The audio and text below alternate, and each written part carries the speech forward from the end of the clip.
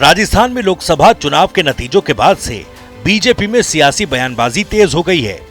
सीकर, झुंझुनू, भरतपुर से बीजेपी के उम्मीदवारों ने जहां स्थानीय नेताओं को जिम्मेदार बताया, तो वहीं वसुंधरा राजे की इग्नोरेंस को भी हार का एक बड़ा कारण बताया गया।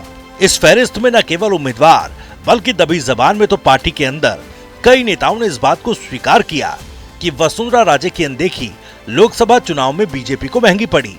एक दिवसीय दौरे पर रविवार को बाड़मेर पहुंचे बीजेपी के पूर्व प्रदेश अध्यक्ष सतीश पूनिया से जब पूर्व मुख्यमंत्री वसुंधरा राजे की अनदेखी करने को लेकर सवाल पूछा गया, तो उन्होंने इसका जवाब कुछ इस लहजे में दिया।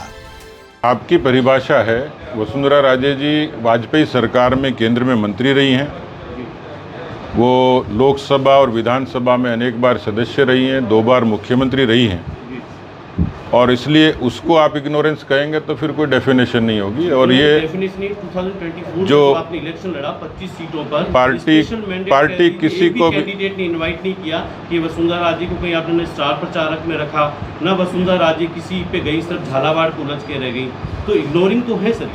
ये आपकी डेफिनेशन है। वो झालावाड़ में पूरे समय काम कर रही थी और झालावाड़ के आसपास की सीटों में जहाँ उनको समय मिला वो गई हैं। वो राष्ट्र की उपाध्यक्ष हैं और इतने लाखों करोड़ों लोगों में और चंद लोगों में शुमार होना ये कोई कम सम्मान नहीं है।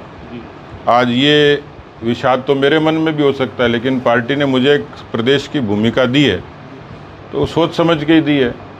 अब मैं उसमें से ये निराशा व्यक्त करूं कि मुझे पार्टी ने राजस्थान में क्यों कुछ नहीं दिया, तो ये मायने नहीं रखता है। जब हमने पार्टी को अपना लिया तो कश्मीर से कन्याकुमारी तक आर्ग्यूमेंट नहीं करनी, कश्मीर से कन्याकुमारी तक और कच्छ से कामरूप तक पार्टी जो भूमिका दे वो हम लोग सहर्ष स्वीकार करते हैं और उसमें काम करते हैं।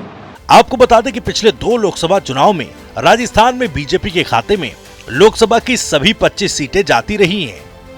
2023 के विधानसभा चुनाव में बीजेपी ने प्रधानमंत्री मोदी के चेहरे और केंद्र की योजनाओं के सहारे दस्तक दी। उसे सफलता भी मिली, जिससे लबरेज बीजेपी को लगने लगा कि वो अब 2024 के लोकसभा चुनाव में अपनी हैट्रिक पूरी करेगी। विधानसभा की जीत और लोकसभा में 2 बार की सफलता को देखते हुए कहा जाता है, बीजेपी के केंद्रीय आलाकमान ने प्रदेश की 2 बार की मुख्यमंत्री रही वसुंधरा राजे को साइडलाइन रखा, और जब लोकसभा के नतीजे आए तो उससे माना जाता है कि कांग्रेस से ज्यादा खुशी वसुंधरा राजे के समर्थकों में रही, क्योंकि बीजेपी को यहां 25 में से 11 सीटों पर बड़ा झटका लगा। अब जब सतीश पूनिया ने राजे को लेकर बयान दिया तो एक बार फिर राजनीतिक गलियारों में उस दौर की बात होने लगी जब सतीश पूनिया अध्यक्ष हुआ करते थे और राज्य से उनका 36 का आंकड़ा माना जाता था। कई मौके पर यह दिखा भी। फिलहाल वसुंधरा राजे का राजनीतिक भविष्य क्या होगा, इसको लेकर राजनीतिक गलियारों में अलग अलग कयास लगाए जा रहे हैं।